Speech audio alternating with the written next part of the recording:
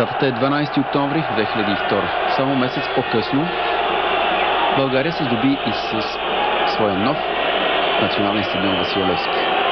Изключително красивото, модерно, авторитетно съоръжение плюти тези 43 000 възторжени българи, които дойдоха да изживеят двойна радост. От това, че най-после и България има своето свръхмодерно спортно бижу и най-вече, че има изключителен национален отбор. Прогнози, очаквания, надежди и в крайна сметка всичко това дори бе надхвърлено. Защото резултатът 2-0, който се получи на терена, изобщо не можа да разкрие разликата в класите в този матч. Хърватите дойдоха надути с самочувствие, с претенции, звезди на Ювентус, Милан, Италия, Испания, Англия и срещу тях един още в трета минута контузен Димитър Бербатов. И една изключително вдъхновена игра.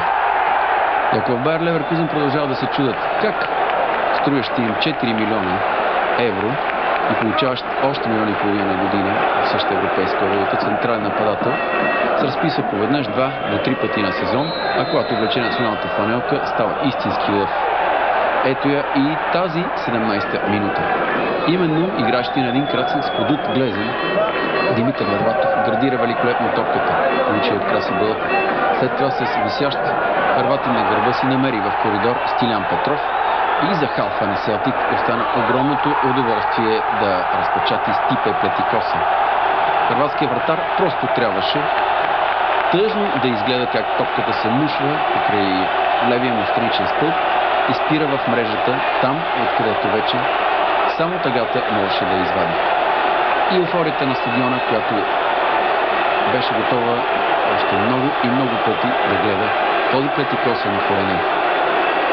Случи се още веднъж, но и това стигаше. Тези наистина великолепни, възторжени, обичащи и горди 40 000 българи на стадиона и поне 4 милиона пред телевизионните екрани усетят силата на тима на Пламен Марков, силата на България, силата на Димитър Бербатов. Всичко свърши тук някъде, около 35-та минута. Човек да се чуди, това 22 годишно момче с лице на красива тинейджърка и с сърце на лъв, откъде ги намери тези сили, това мъжество, това самочувствие, тази спортна злоба и тази класа. Мартин Петров, Tudor увисва, гърди, десен крак, плъзване с глезена и нокаут за Хърватска и победа за България. 2-0. И това само за едно полувреме.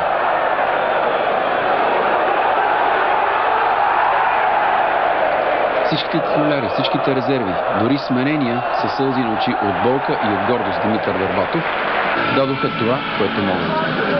И ако влезне като резерва Георги Чиликов, централен нападател на Левски, бе продължил това, което започна колегата на Бербатов, накуцвайки и получавайки естествено бащинската прегръдка и благодарност на треньора си, хърватите наистина можеха да се отидат с нещо много повече от това 2-0 на Васил Левски.